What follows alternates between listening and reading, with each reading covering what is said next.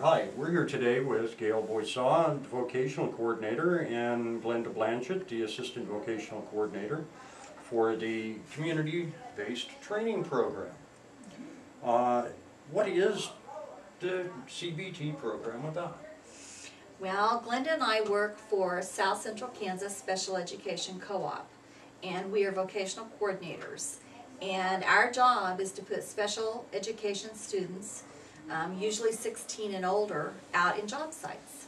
Wonderful. Now, who does this program benefit? Okay. Special ed students from 16 to 21. And hopefully we can give them many job experiences during their time through the education program in high school, which will benefit them after they graduate or become 21, where they can go out and find a job in the community.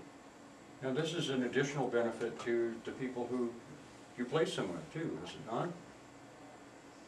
Wage and hour laws say that students in a volunteer position cannot replace an employee.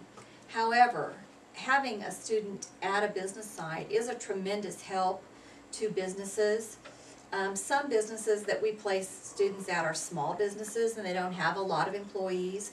And so it is a good thing for the business to be able to have a student there and help them learn the job. For example, the Humane Society this year has a student there that volunteers, and it helps build a relationship and appreciation for what they're trying to do. And they said they've had other volunteers there through the years, and it builds a relationship that can be lifelong. Well, that's wonderful. Now, I've noticed when I've seen the folks running around that they had job coaches with them. And what is the role of the job coach? The role of the job coach is it's a paraprofessional that has been hired by the school. Glenn and I train the job coaches. We have a day-long training. This is our para manual, and it is a day-long training that teaches paras how to be effective job coaches. Because these are volunteer positions, there are many wage and hour laws that we have to abide by. Part of those laws are the paperwork. We have to keep logs on the amount of hours that are worked, and keep grades.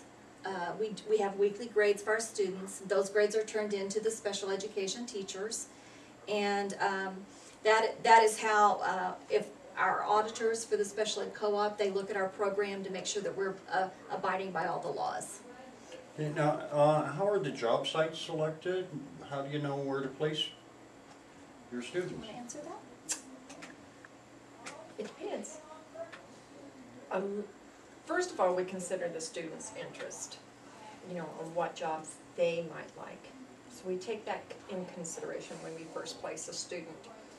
So, of course, if they were interested, saying as being a cook, we're going to go to a restaurant and see if they would be interested in taking a student. Of course, then we got the wage and hour laws to abide by, so they may not actually be able to cook, but we could put them in that environment where they could oversee, like they could do dishwashing or bus tables or those kind of things.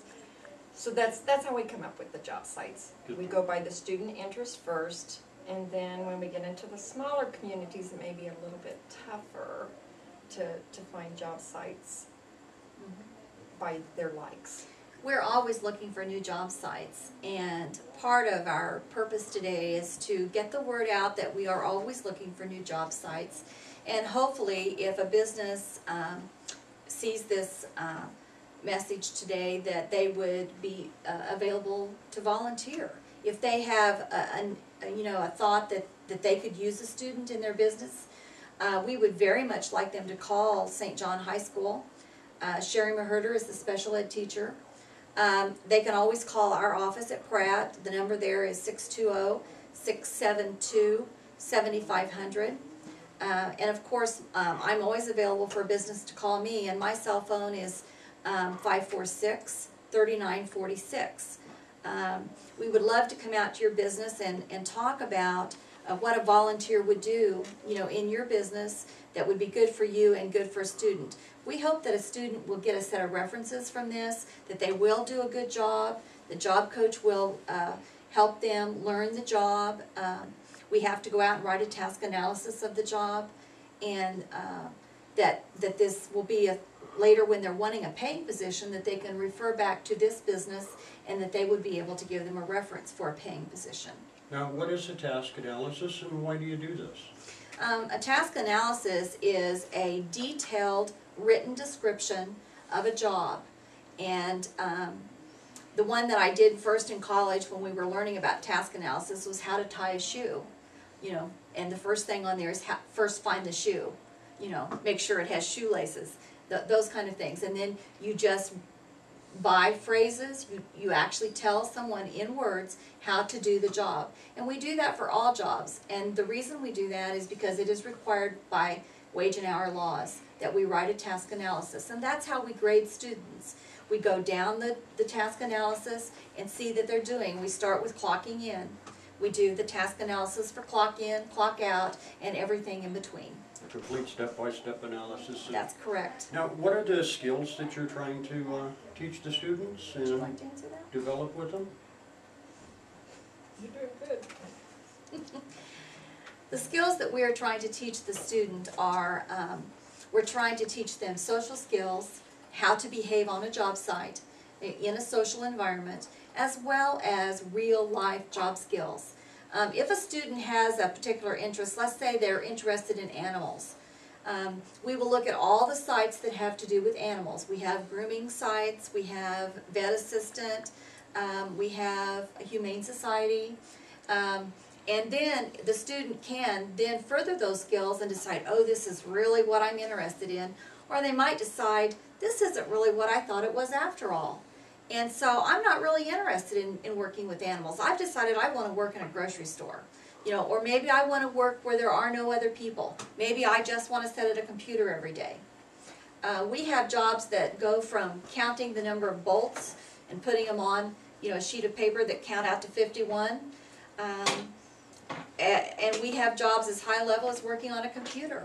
It depends on the level of the student and the interests that they have and what they're wanting to do after they get out of high school. Now, I know you grade the students and used your task analysis. Is there any other criteria for grading them, and how do you grade them? And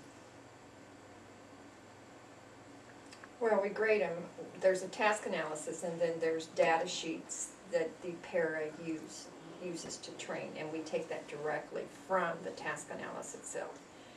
And then we have what we call a weekly job evaluation, where the student is graded on appearance, attendance, quantity and quality of the job. What else is on there?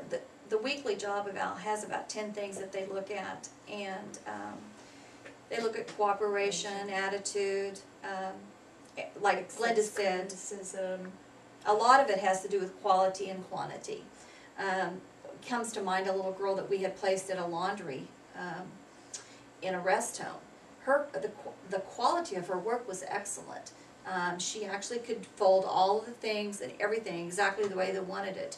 But she never got her speed up. She was so slow that they never felt like that they could hire her. Someone like that in the job force would probably be hired by the piece, because there is a part of wage and hour laws that said that if you can only work for a certain amount of time, or if you're very slow but you still want the job, you can be paid by the piece. And so someone like that can do a job and do it very accurately, but would fold very slowly. Maybe they're handicapped, maybe they've had a stroke or been in a car accident. We have there's all kinds of reasons for special needs children. And they make provisions for that. now, it's obvious that this is a very extensive program. What are the primary benefits for the students? You've talked about the fact that they're constantly evaluated, and obviously that's a benefit both to the employer and to the student. But what are some of the long-term benefits and other benefits for the students? I went to a conference last week that was talking a lot about transition. Transition is now a requirement in the special ed law. When it was reauthorized, some of you have heard of IDEA, Individual with Disabilities Education Act.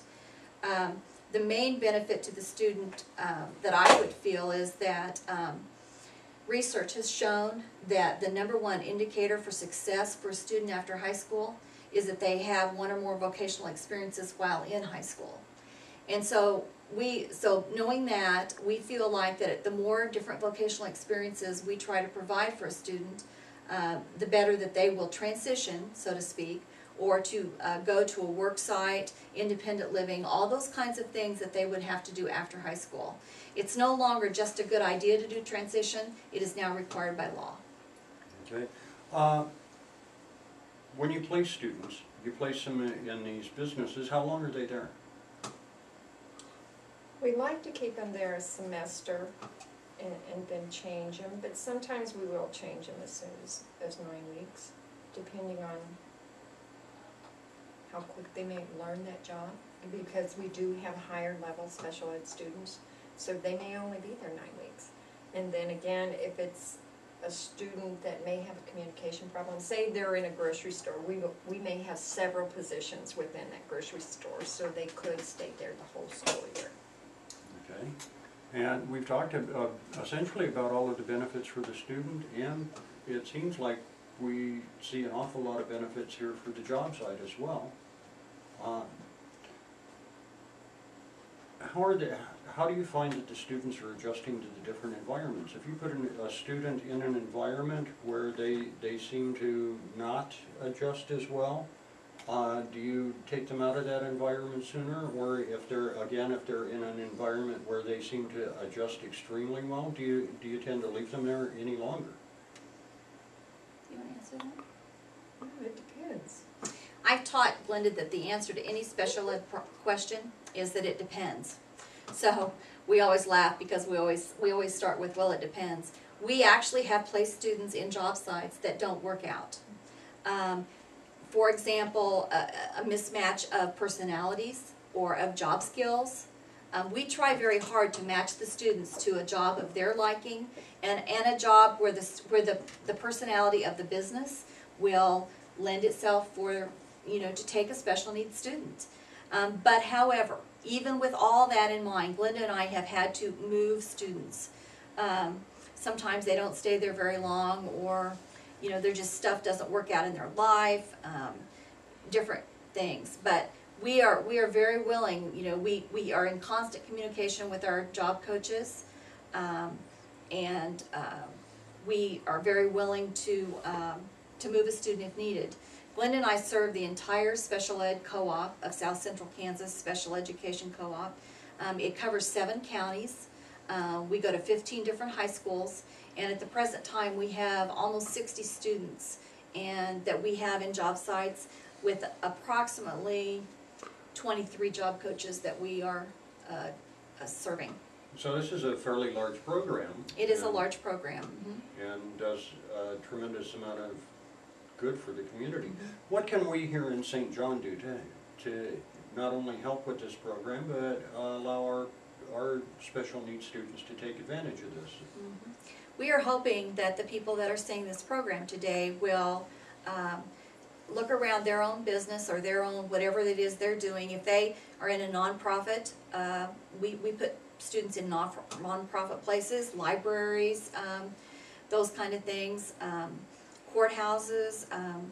There are always job sites that people have not thought of, and we are always looking for new job sites for our students. St. John is a smaller town, and therefore we have to be a little creative with where we find our job sites. And so we are hoping that there will be some businesses that will think about some places that they could use a student. Students usually go out for 1 or 2 hours a day, and it's only when school is on, it's during the school year. So it's only when school is in session. That gives the business a little break also. But if a business does have a particular need, even if they would just like to visit with us, please call my cell phone, 546-3946, and we will be glad to come to your business and see if we can find a position for a student. Well, wonderful. Well, Gail and Glenda, I want to thank you so much for coming in and giving us this talk this morning. And we appreciate it, and if there's anything we can do to help, please let us know. We will, thank you, it was Thank our you. pleasure. Thank you. Appreciate it.